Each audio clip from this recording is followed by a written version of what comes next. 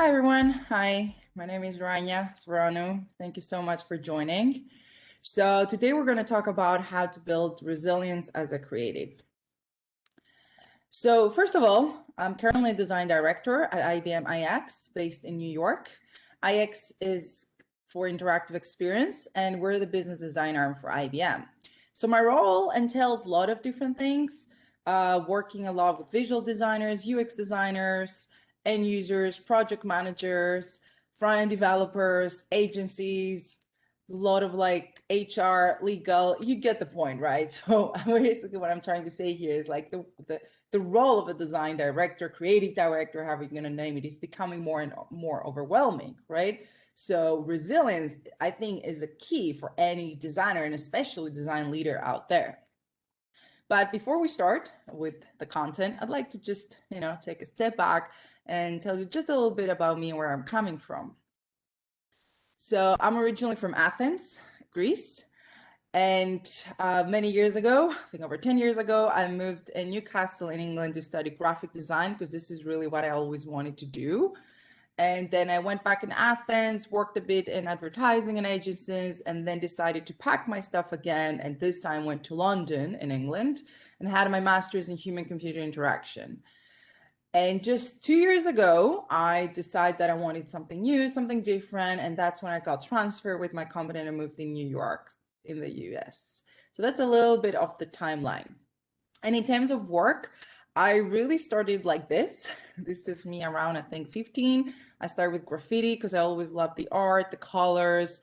So it's something that I always wanted to do, art and design. And then, of course, I moved more from graphic design to digital design. And this is where I started working a lot with digital products and iconography. And you can see like this is just a snapshot of all the range of work that I've done, from like installations and theatrical like plays. This is kind of just a variety of what I've been working on. A big part of resilience, right, that we often miss, it's people, right? It's our network, our support system.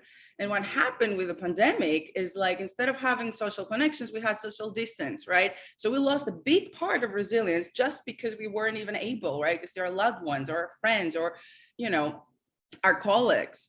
So I always put work and people together, always, because great products means there is a great team behind, right? And sometimes when they ask, oh, if you think about, or at least when I had the best projects, that means I had the best team. They're always interrelated.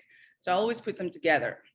So some of the key learnings throughout that I'm getting asked often across like different countries, like they really remain the same, finding your tribe and mentors was a big part of just, building that tribe, building that support system I talk about.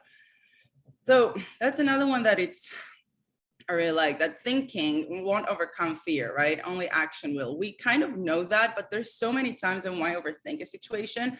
Like the move to New York, I was terrified and I could have overthink it for years, but not really. I just, thought about, of course, the process took a year, but it's really taking the action. And then the change takes courage. I always say real courage means navigating uncertainty without knowing the end result, but you keep going. That's what happened to all of us the past year, I think, right? We've been navigating complete uncertainty, and that's what courage is really. This one as well, asking for forgiveness, no permission. So I'm going to talk a lot later about the whole habits and how like you can really enhance your resilience. And this is, I think, a big part, because the more you do it, the more natural it becomes, the more like you start operating the whole idea, okay, if something feels right, let's just do it. And then, you can deal with the rest or admin or whatever you have to deal with, the more it becomes natural to you. I've had that advice actually from one of my mentors in my tribe, that you own your career, no one else does. I've had also, bad managers, bad projects, I'm sure we all had, but in the end of the line, we own our career. And somebody told me that once, and it just has stuck with me, that honestly, we navigate it, right? We own it. And that one, you're going to hear me say that a lot, especially because a key thing of resilience, right? And great learning to rest, not to quit. And I'm kind of my own victim. Sometimes I don't do it. And when I actually pause and reflect. And I had that actually very recently, a few months ago. I said, okay, now it's the time that I actually might need to rest a bit. Rest might need, you know, maybe not have like 20 talks, have 5 or whatever it's in your case, the resting part, right? But not quitting. And then, which we're here, the core one, building resilience, because it's really about building resilience. No one has inherited resilience. It's a soft skill.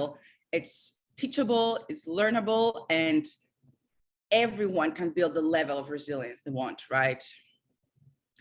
So, and that's where I mentioned already, creativity itself builds resilience. Think about it, right? We picked, like, you have a blank canvas, right? An artist, and from blank canvas, you need to create something from nothing. That itself, the way, the process, it's resilient, right? The way that, you know, creatives, we connect things together, or images, or, you know, information. This itself is creative, and this itself builds resilience, because it means that you're believing somehow that you're going to reach an outcome that you don't even know. So I really want to point that out, that creative people are naturally intended more resilient, right? And there is a lot of research out there around the whole creativity and resilience as well. So in each definition, right? I always like to pick that definition of the words, very quick of me. Like, resilient means that you basically bounce back from setbacks, right? That something happens, but then you're going to bounce back, and you're either going to be stronger, you're going to keep going. That's really the definition of it. And that's what we've also been told to do the past year, right? Without anybody actually, you know, preparing us for that. So we are all, every single one of us, capable to build resilience or enhance our resilience, right?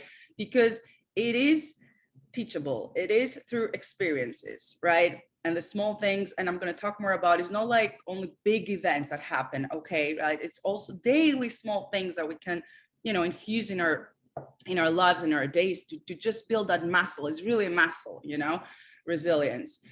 And I want to point that out, that no one is always resilient, okay? No matter how successful, no matter how you might see people say, oh my God, how they do it?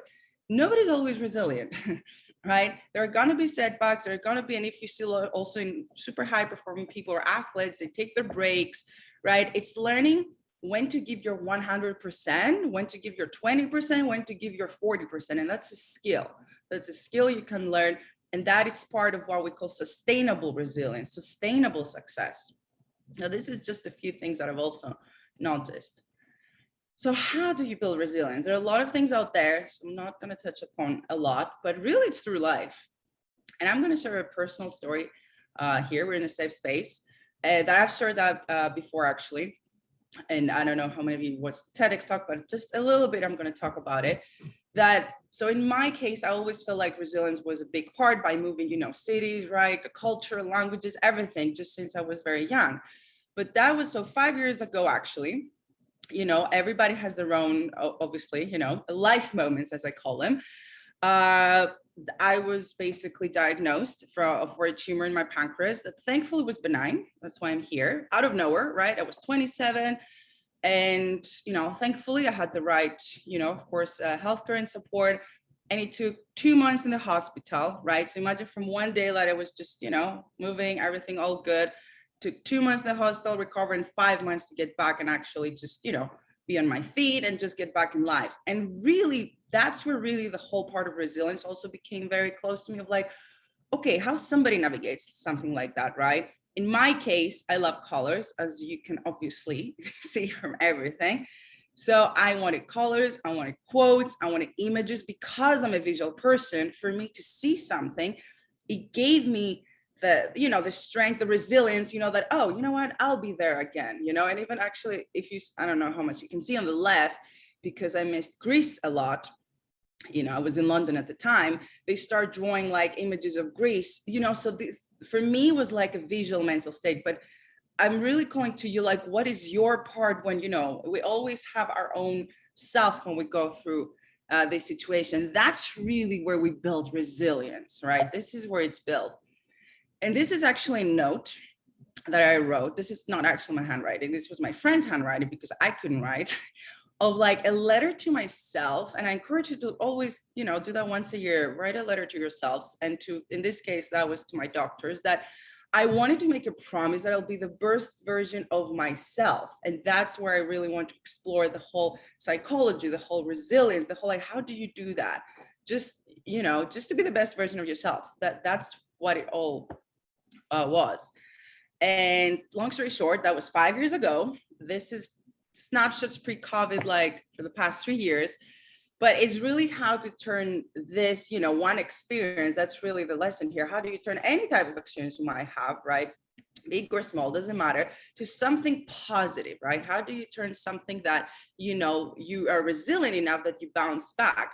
And in my case, this is what I wanted to do. I wanted to be with more people. I wanted to share a message. I wanted to mentor. I was mentoring, I don't know, like every day on some point. This was the part that I felt I wanted to give back. And I'm still doing it. But this was like, just understand that sometimes we don't need to reach the point of something grand or heroic. It's small things every day that can help us build resilience. And that's really when I turned all this story to my TEDx talk, which is around the whole idea, thinking like a designer, acting like an athlete, which means like, how can we put the whole idea of resilience and creativity together, which I still believe is a very powerful combination.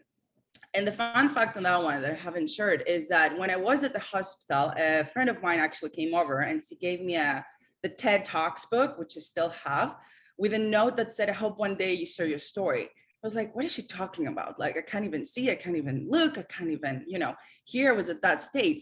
But that book, you know, gave me a goal. And 2 years later, that literally took 2 years, I was able to do it, you know, and I sent that snapshot to my friend. So it's all about, it's those small things is what make the difference, you know.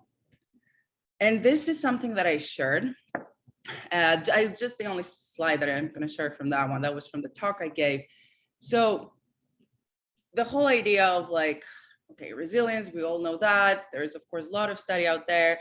And it has been definitely linked, of course, with the elite athletes, right, that they need to perform. This is really the pyramid. That was actually from the Center of Sports Psychology. That was like almost in the 90s, but it's still being used, of like, what are the levels, right? There's like a sync around how do we get ready, you know? So like we have the basic skills, like being motivated, right? Having a good attitude, people skills, we just talked about. Then you want to be prepared, like mentally mature. We talked about this earlier, or having positive self-talk, or all the things you've probably been joining Zoom calls or whatever works for you. And then is the performance. Then it's like, okay, now we need to perform, right? We need to concentrate, we need to manage emotions, anxiety, all of those things. Now, what happened with the pandemic is that we didn't go through the stages. We went straight to performance skills. And we were asked to do, you know, suddenly shift our lives in days, weeks, or days and weeks, right? So that was like an extreme case of suddenly everybody naturally had to build a resilience because you had to pivot. And that's where a lot of, you know, of course, disconnection and the fatigue came in. But everybody, I can assure you, built resilience through that. So it's really a question of how do you keep building resilience, right? There are always going to things that are going to be thrown into our lives, right? But how do you keep that momentum? How do you build that muscle that, you know, something else happens in the future, you always go back and connect the dots in the past to make sure you're just, you know, keep being resilient.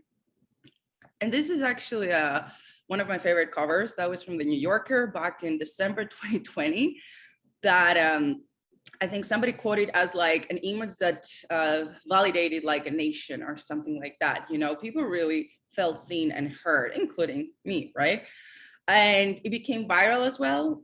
People start tagging themselves on things like I'm the chopsticks, you know, I'm like the cat. So it's because this is what we were missing. What I said at the beginning, the social connection, right? We didn't have the physical connection, but we were still missing the social aspect. So this is a big part of the resilience and creativity, right? So we're used to think that creativity, you know, happens when we have our space, right? When we're relaxed or we're in the fields, which, yes, that is the case. But we didn't have that luxury. Many of us, right, didn't have that luxury during the pandemic, right? When you had to juggle probably 1 million things. But still, that is the interesting part with the creativity resilience. Still, there was a lot of creativity that was fostered, right? It could be that somebody completely redefined the work schedule. It could be somebody added meditation, for example, during the workday. Or you find new creative ways to meet people because you can see them in person. There was a lot of actual creativity that was born through that constraint. There is a report by WeTransfer. I encourage you to look at it. That's called like Creativity 2020, all the things that actually came out of the past year. So resilience came natural, basically through that process. And so a few things that, again, talked about, but I really want to touch upon now. We're going to become a bit more interactive, right? Feel free to take pen and paper or use the chat. But a few key things I want to touch upon, right? Optimism, habits, building your support system, it's a key. Gratitude and reflection, right? And probably there are things you've seen them before, but it's like how to connect, again, it's connecting the dots together.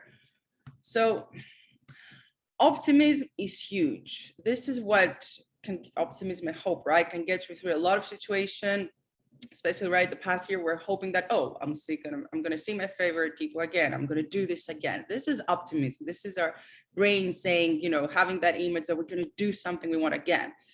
And optimism is not like it's going to solve things, obviously not, but it's the fine line. It's the key between coping and collapsing. That's usually what I call it. That's where optimism comes in. And sometimes this is what we need. So this is where feel free to use the chat or go on mute because I cannot see here. I'm sharing my screen. But I really want you to think, when you're less resilient, right?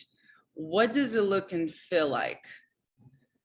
And then what does being resilient for you look and feel like? I'm not sure, if you want to add probably in the chat or go on mute. I want to give you like a few seconds here. And I'm going to also share, by the way, the deck so you can do that on your own time, the few things that I have.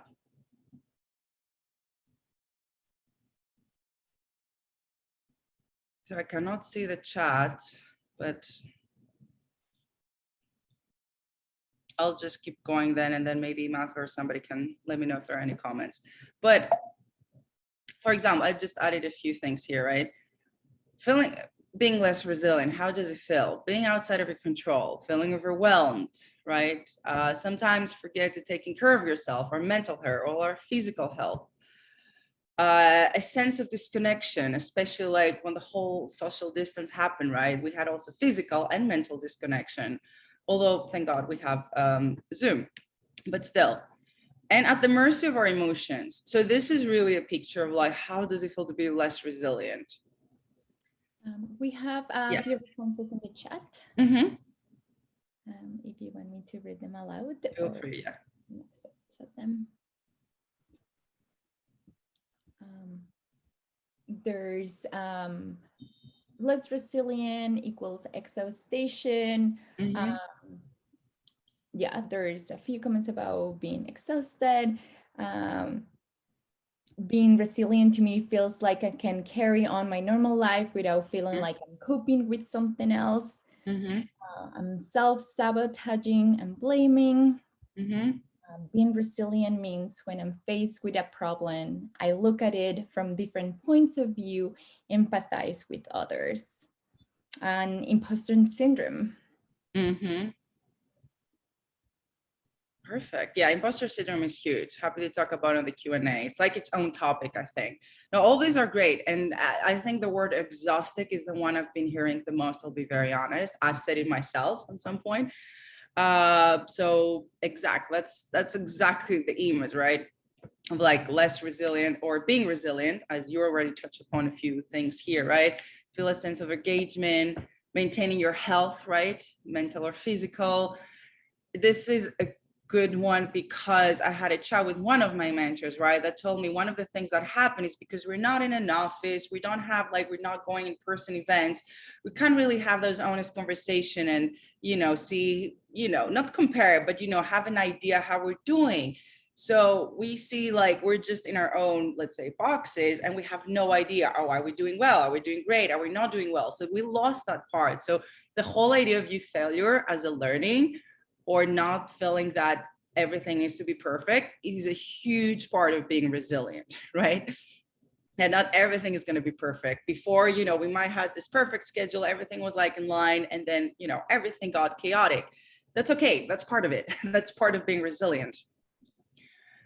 So I don't know if there's more, Mafe, or just... Yeah, there are a few more. For me, resilience equals optimistic, having options.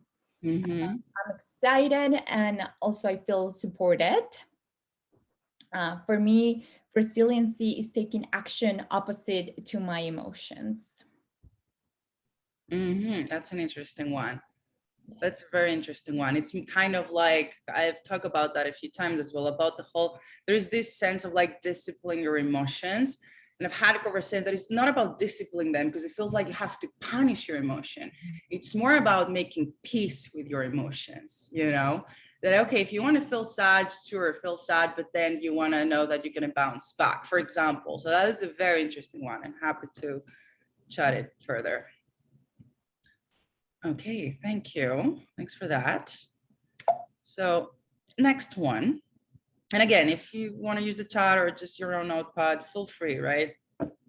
So I want you to think about a challenging situation. Just pick one, a past one or a current one, just a challenging situation you have that, you know, maybe keeps you up at night, or, you know, you have it in your head. And then think about how that situation made or makes you feel. You see, I'm focusing a lot on the emotional part, because I keep saying that resilience is not about logic, it's mainly about emotions and all of this process. And then think about how you might reframe that situation. So I'm going to give you a few seconds. I do have an example, you know, I'm happy to go first, and I'd love to hear, you know, if you want to share, you know, some of your cases, or just, you know, keep it on your notepad. So a challenging situation, for example, in my case, I just picked one. The past, I'll put one for the past year, is not allowed basically to visit my family home because of, you know, visa restrictions and borders and all this, whatever, chaos. That was a big challenge for me. You know, I just moved here and then I haven't been able to go back for a year and a half, right? So that was a challenging situation, and it made me feel sad and angry and frustrated, right? Because it was like, okay, I didn't know what to do. And it took me a while, it took me months, right? I'm not going to say it was something that happened in a second. Like, I knew what I had to do, but to actually do it, it took me almost 2-3 months. I'll be very honest about that, maybe more. It was, okay, let's reframe the situation. We're still all healthy, my whole family, okay, and friends. And there is nothing I can actually do. I can't just go and open the borders, right? I can't change my situation. So it's reframing that, to find that optimism, to find that angle. That's really what resilience is, to sift that angle and make a challenging situation just by reframing it. The challenge is still going to be there. It's not like resilience is going to solve the challenge. Is reframing the angle of the challenge to find that one positive aspect. And if there's no positive aspects, there's might be something else, or a lesson learned, or just something there. So this is just to give you an example. So I'm not sure if somebody has shared or want to share. If I can share with audio. Thank you, Rania. That the story that you told before, it really resonates in many points. When I was 27 as well, I was granted a research scholarship to study in Japan. And that year I was diagnosed with testicle cancer. So my diagnosis came in February, and I was supposed to join my cohort in June. So that was a challenging situation. More than thinking about my cancer, I was thinking that I wasn't going to be able to go to Japan. That's something that I really want to do.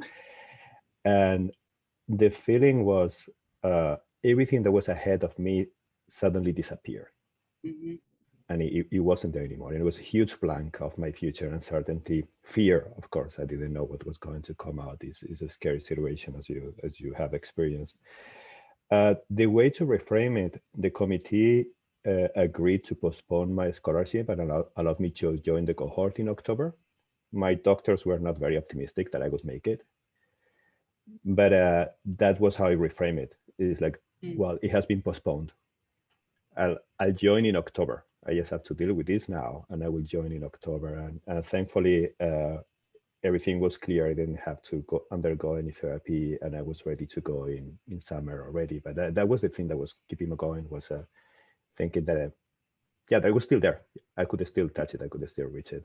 So it's a similar situation with the pandemic now. There's an end. You don't know when will it be, but there will be an end, and you will be able to continue with your normal life.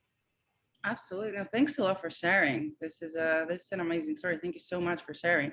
And this is really, again, right, there could be like big challenges, big situations like this, right? Or it could be something smaller, but exactly, it's reframing that. So no, thank you so much for sharing. It's amazing. And this is really what makes us, what makes us human, what makes us resilient, like it's not really staying in the surface. So thanks a lot for that.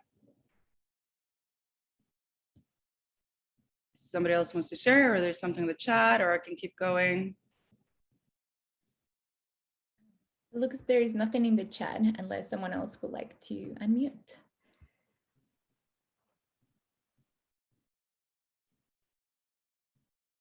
Okay, I'll keep going. So again, you can keep it like on a note, it's just for you to think about it, because this is, again, the way you can really build resilience in your own terms, right? In your own case, in your own story. But then the next one, I'll move from that one, sorry. That one. It's around the habits. Okay, so habits are choices that then become unconscious patterns. So it starts with a choice, right? It starts with a choice when we want to build a new habit. There is this amazing book as well called Atomic Habits. I encourage you, if you haven't read it, to have a look at it. That really talks about amazing of like how a lot of research around how to build new habits, and how really, because new habits are also a huge part of resilience, right? So one of the things, probably that's like the best tip, at least I felt it was given to me as well, is like build a new habit on an existing one. For example, you want to have a cue, right? Then you build the routine and then you get the reward, right? This is really the cycle. So for example, you already have a habit of having breakfast, I don't know, let's say at 8 o'clock in the morning or 7 o'clock in the morning. And then you want to add a new habit as well, which is like you want to start going for a walk. By adding a new habit and an existing one, there was like research around 90% of success than trying to create a new habit, not build up on existing habit, or if you try to do everything together, right? How many times we said, oh, I'm going to do this and this and this, and then in the end, nothing followed through. This is because our brain is, again, I'm not a psychologist, but the whole idea of the habits, there's a lot of information there that build it on an existing habit. So you want to start painting, I don't know, you want to go back to painting, or you want to find some time for a side project. Tied it up with an existing habit, even if it's, I don't know, I'm going to have in the afternoon, I'm having a cup of tea already. So this is very powerful, because this is really the cue of habits, right? Build a new habit based on an existing one, and make sure the reward is good, because we all know if we do something we don't like the reward, let's say, I don't know, I use a toothpaste that I really don't like the taste, I don't think I'm going to use it again. So instantly the whole idea of brushing my teeth is something that I don't want to do. So it's connecting the new habit, right? Whatever is for you, which is a huge part of resilience, but make sure you have like a nice reward as well. So this is really the 3-step, I think the most simplest way to put it there, in terms of like building habits that become unconscious patterns. The whole idea that you wake up, you get dressed, you shower, or whatever you have, it's a routine you've built, right? Probably since you were a kid. So that still can happen. We can still build new habits in that way that can enhance our resilience again. So later, next one, just checking the time, like the support system. And there's a reason I have the phone and not a chat, because we all know that, of course, we have a lot of messaging and chatting, and especially the more we became, social isolated, the more the chatting and not showing our faces and everything became even more comfortable, right? Because we had to shift that. But picking up the phone, right? It really makes a difference, even if you can do it for 3 minutes or 5 minutes, or if it's an hour with a friend, with a family member, whatever it is for you, but your support system is equally important to build your resilience. And this is one, again, exercise. You can either put a sketch or put it, if you want, like a note on the chat. Like think about 3 or 5 people, right, that you provide support. And then think of 5 people who support you in any way. It could be from work, it could be from family, it could be for friends, right? And then think about who fit in the both, right? Who supports you and you support them back. Because sometimes, you know, it's not reciprocative. And one thing, feel free if you want to go mute or put something on the chat. And one thing I would like, again, as an action to do this week or next week, because I know it's a Thursday, find one person to support, you know, or one person you feel you want to ask support from, you know, just one person. Because if you try to do that, you know, of course we have like 1 million things to do, but every now and then, you know, organically you build a stronger support system, and you put that investment of time, right, supporting other people, so that, you know, so you get a support as well.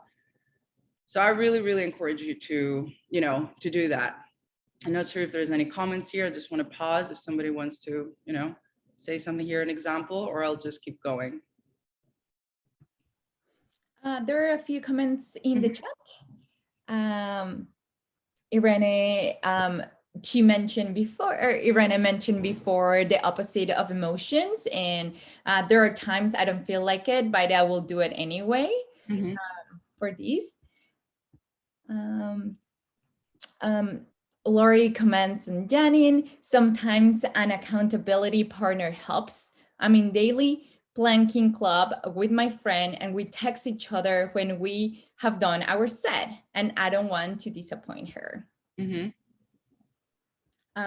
Hillary says, I have an easy time supporting others, but I have a harder time receiving support. That is a big one. And this is part, I guess, what you could try on the action of like, reflect on that, like why you, maybe it's a communication gap, right? Maybe it's something else, but this is something absolutely you can, you know, uncover. And that's why that usually give that, like, it helps, because you see like, oh, if I provide support to 10 people, but I feel I'm getting support from 2 people, there's a gap here, you know, it just makes you think, you know, or it makes you have those conversations, uncomfortable conversation. This is really an honest way to build, you know, your support network. So that's really good. Thank you. Thanks for sharing, all of you. Okay, I'll just keep going because I want to leave some time for Q&A. So gratitude, right? So 3 things, again, feel free to add on the chat or on your own space. So 3 things that you're grateful today, because all those things we talk about, optimism, right? The support system, and here, like gratitude, these are really the things that build the resilience. Again, it's not those grand heroics, right? It could be, but it's really more about those small things, the habits, or like the grateful moments that you might have, that it's going to just give you the cues that, okay, that's, you know, suddenly 5 years later, you feel like you're way more resilient than you were before. So I'm just going to share, right? My health, absolutely. It's a beautiful spring day today here in New York, sunny day, and being here with you, you know, sharing those, having those, you know, conversations. So this is, I used to have that habit to do that in the morning and at night, but I didn't follow through. I didn't, you know, I did it for 2 months, I'll be very honest. And then after 2 months, kind of like stopped doing it. You know, other things came along, or I was on my phone, being very honest. But it's like, how can you keep that habit, again, build an existing habit, maybe it's with your morning coffee, or always have a Post-it note next to you, you know, like build that. And I start doing it again to make sure that I do it and I keep that and make this a habit, which means like it's gonna be there, you know, in a year, in 2 years. So I'm still working it personally. And again, feel free to share, because it just always gives us a different perspective, right? In a day or in our whole week. Next one, at least one thing, and there is a reason I'm saying one thing, right? You can do to align your day or week to better reflect your sense of purpose and meaning. Again, it might sound too, you know, existential theoretical, but really it's about, okay, you know, we all have our reasons to wake up, to keep going, to keep doing what we're doing. But what is one thing, just one thing, could be very small, or in a day or in a week, which is going back to the habit we just talked about, basically, you can build a new one.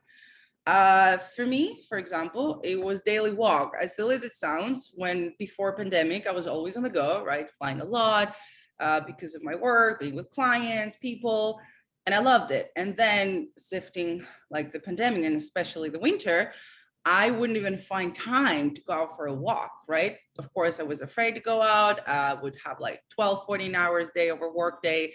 So for me to say that, okay, no matter what, I need to do like a daily walk of like 30 minutes, it's something that I'm committed. And it's something that, when you commit to something and you build a new habit, then you feel also the confidence, oh, okay, I did that. So that means I can do something else, because confidence, resilience are also, interrelated basically, right? And again, feel free to share if you want, or just, have it in your own kind of notebook. And then I'm going to post here again if there's some more comments, Maife, or I'll just keep going. There are a few comments about gratefulness. Some of them were my health, my family and friends, and the COVID vaccine, family, the ability to work from home and get to golf tomorrow. That's awesome.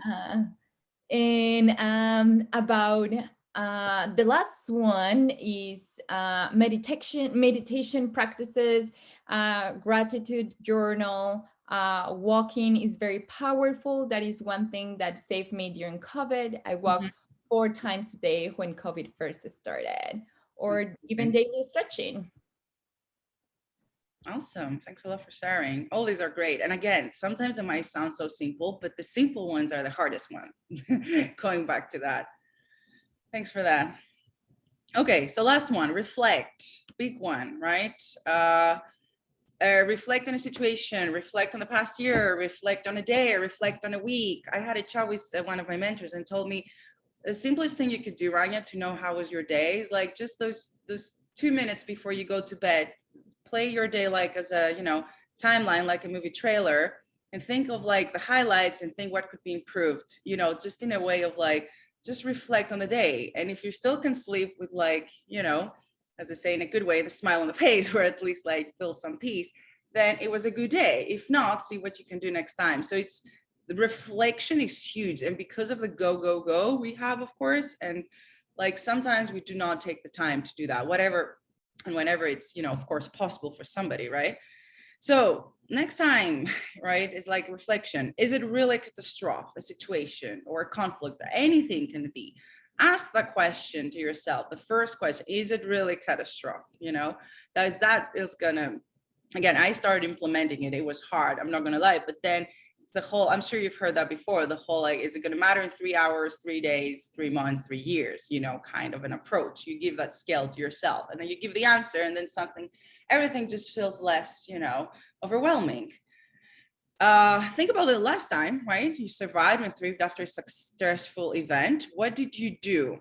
What strategy did you take? Or if you didn't have a strategy, what actions did you take? And write that down, because when you need it the most, this is where you want to make, read it down. I used to do that like in the past when I was giving like talks on stages, but like big ones, like when I had my first one like in Asia and I was stressed, for example, and then I would write down every single note every time before I went to stage that you had the same stress last time, and for example, you made it. So, and I still have those notes, by the way, but again, it could be something else, but always think about, you're here, so you overcome a lot of stresses and a lot of things. So, but reflect back on those.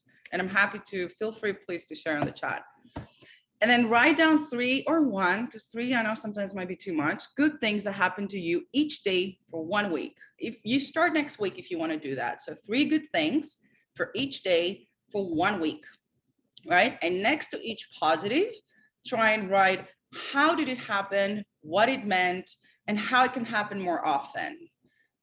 So, because this is really what it's like, you're creating your own, that's why I call it like the resilience kit. And I have like my own version, and like you create your own version. I don't know if you want to be a book or a post-it notes, but like you create your own version of like your resilience kit that you can always go back and reflect. So that's something that I find really, really helpful.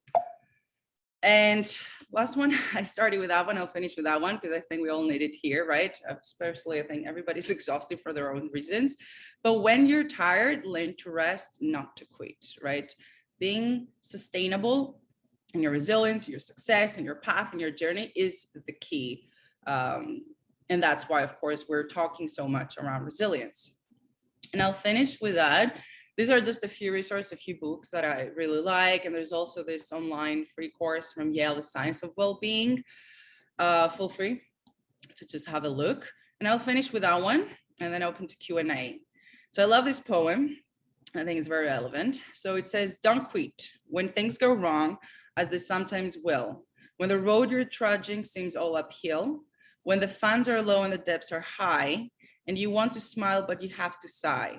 When all is pressing you down a bit, rest if you must, but don't you quit.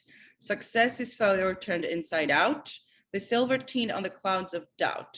And you can never tell how close you are. It may be near when it seems far. So stick to the fight when your heart is hit. It's when things go wrong that you must not quit. And I'm sorry, the picture is pixelated, but this, I think it just sums up the whole, what really resilience is, right? And as I said, we kind of have it more naturally as creatives. And with that, I'll just, goes on. And thank you so much for listening and for engaging. And I'm open to, chat and questions. Thank you so much.